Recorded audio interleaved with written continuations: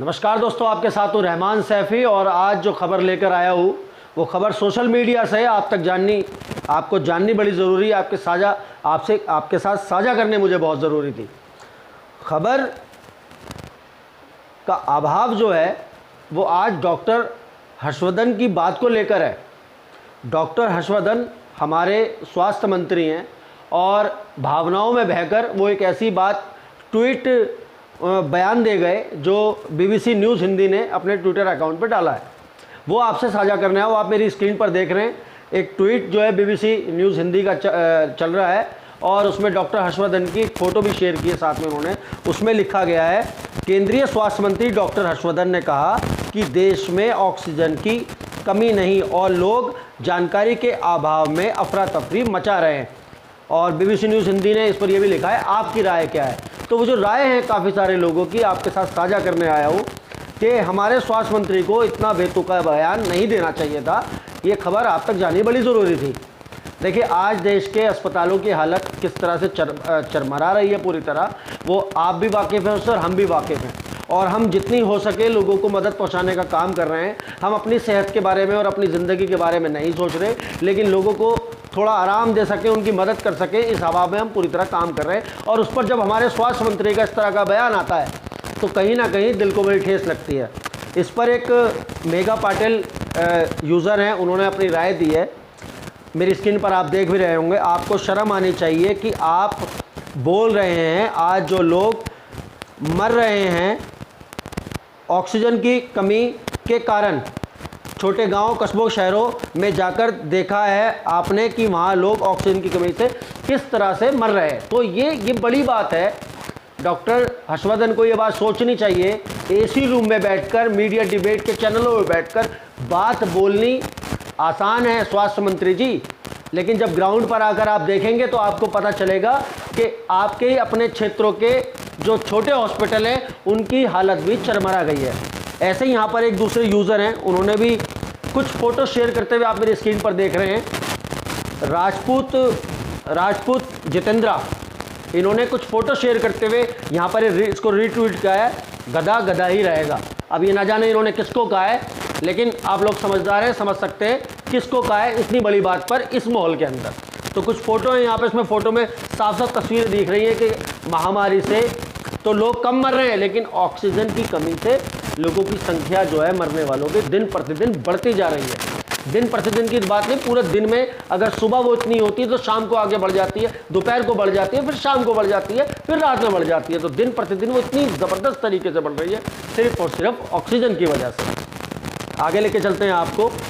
एक रफ़ीक खान है, उन्होंने रीट्वीट करते हुए लिखा है यहाँ पे, मेरी आंटी की हालत बहुत ख़राब है, उनको ऑक्सीजन सिलेंडर चाहिए, बहुत जगह मालूम किया, कहीं नहीं मिल रहा, उनको ऑक्सीजन लेवल गिरता ही जा रहा है।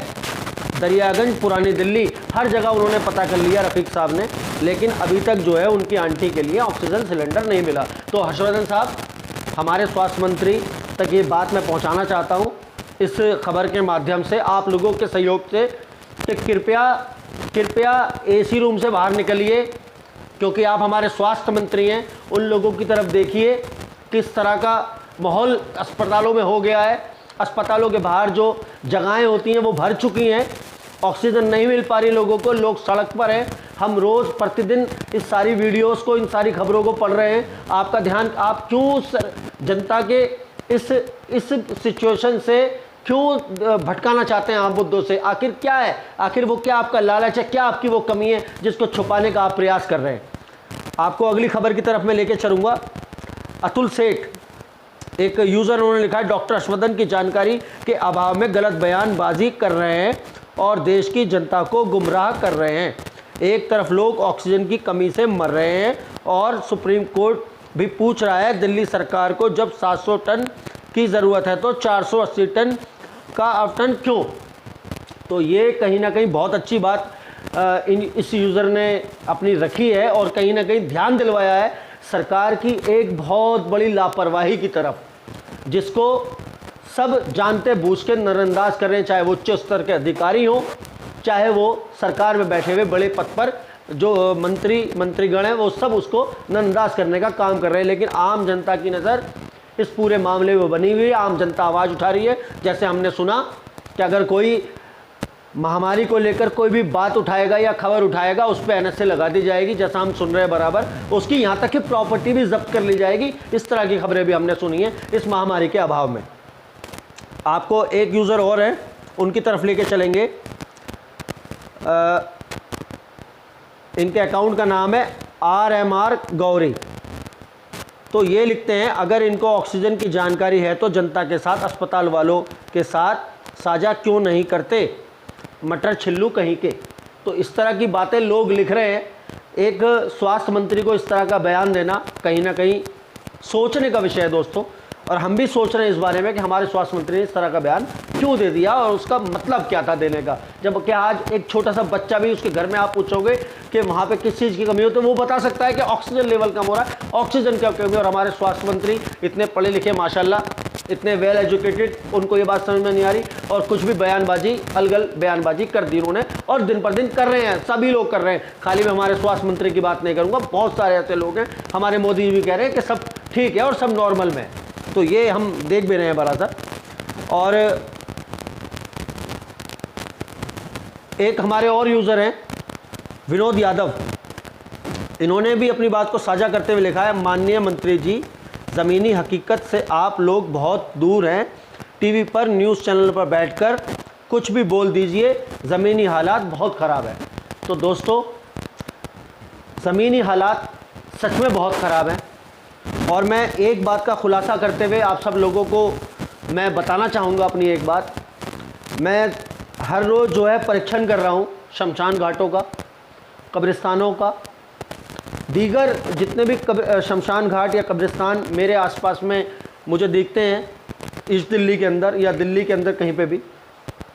मैं पिछले 3 दिन से वहाँ की ग्राउंड रिपोर्ट करने की कोशिश कर रहा हूँ। मालूमात पूरी जब हो जाएगी वो खबर आपसे साझा ज़रूर करूँगा।